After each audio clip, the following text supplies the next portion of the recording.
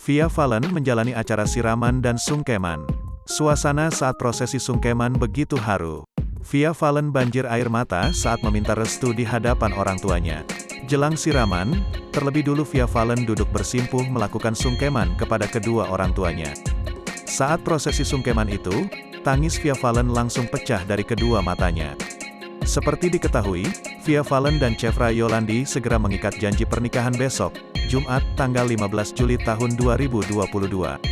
Sebelum sah menjadi istri Chevra Yolandi, Via Valen melakukan prosesi siraman pagi ini, Kamis sekira pukul 8 waktu Indonesia Barat. Setelah itu, Via Valen sungkeman dengan duduk bersimpuh depan kedua orang tua. Duduk bersimpuh depan orang tua, Via Valen pun mengungkapkan curahan hatinya. Kini, Via Valen pun meminta restu dari orang tuanya untuk menikahi Chevra Yolandi. Tak lupa, Via Valen juga minta doa dari kedua orang tuanya. Setelah sungkeman itu, Via Valen menghapus air matanya pakai tisu. Melihat putrinya menangis, sang ayah pun ikut menitikkan air mata. Ayah Via Valen tak kuasa menahan tangisannya saat harus melepas putri sulungnya untuk menikah.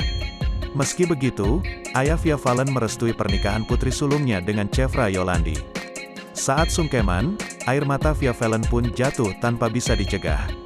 Untuk menenangkan sang putri, ibunda lantas memeluk Via Valen.